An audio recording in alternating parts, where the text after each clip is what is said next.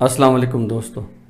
سکندر اعظم جب اس نے اپنی زندگی فتوحات میں لگا دی اور جب اس کو انجوائے کرنے کا وقت آیا تو اسے پتہ چلا کہ میری زندگی تو کم رہ گئی ہے، تو وہ آب حیات کی تلاش میں نکلا، لیکن وہ تو آپ کو معلوم ہے کہ آب حیات نہ پی سکا۔ لیکن سکندر کے بعد کتنے لوگوں نے آب حیات پی کر اپنی زندگی کو ہمیشہ کے لیے امر کر دیا۔ اس پہ آج بات کرتے ہیں، زندگی کا آب حیات کیا ہے؟ انسان کی زندگی کا مقصد اصل میں اس کی زندگی کا آب حیات ہے۔ بے مقصد زندگی پہ بات کرتے ہیں، وہ انسان جو اپنی زندگی ضروریات کو پوری کرنے میں لگا دے، اس کی زندگی بے مقصد ہے۔ جنگل کے جانور بھی یہی کرتے ہیں کہ وہ اپنی ضروریات پوری کرتے ہیں، کھانے پینے کی ضروریات، رہنے سہنے کی ضروریات، اوڑھنے پہننے کی ضروریات، خاندان بنانے کی ضروریات، پھر خاندان کی ضروریات، پھر آل اولاد کی ضروریات، اور جو انسان کا لائف سٹائل بڑھتا چلا جاتا، اوپر اٹھتا چلا جاتا ہے، اس کی یہ ضروریات کی فہرست لمبی ہوتی چلی جاتی ہے۔ اور پھر ایک وقت وہ آتا ہے کہ جب انسان کی زندگی کی خواہشات اس کی ضروریات کا روپ دھارنے لگ جاتی ہیں۔ یہ انسان کی زندگی کا سب سے برا وقت ہوتا ہے، کیونکہ خواہشات کی کوئی لمٹ نہیں ہوتی، کوئی حد نہیں ہوتی۔ انسان اپنی خواہشات کو ضروریات میں ڈھال کر اپنی محدود زندگی کو ایک لامحدود سفر پہ ڈال دیتا ہے، اور یہ سفر کبھی ختم نہیں ہوتا، اور اس کا انجام ہمیشہ موت ہوتی ہے۔ مر کر یہ سفر ختم ہوگا۔ یہ ایک ناکام شخص ہے، بے مقصد زندگی گزار رہا۔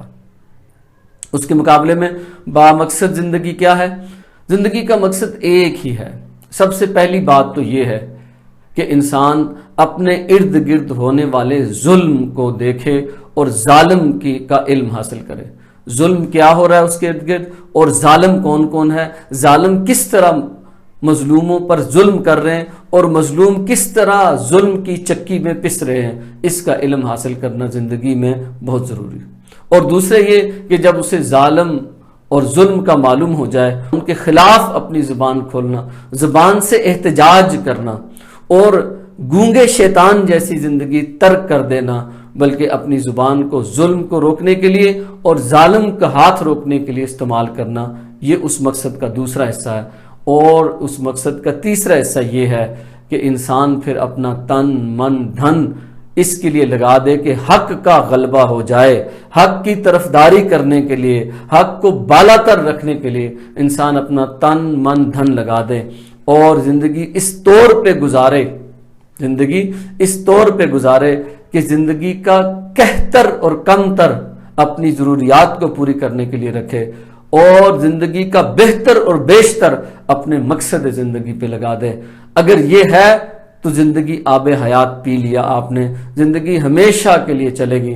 آپ کی یہ جسمانی زندگی ختم بھی ہو گئی تو مقصد زندہ رہے گا، اعلیٰ ترین مقصد زندہ رہے گا۔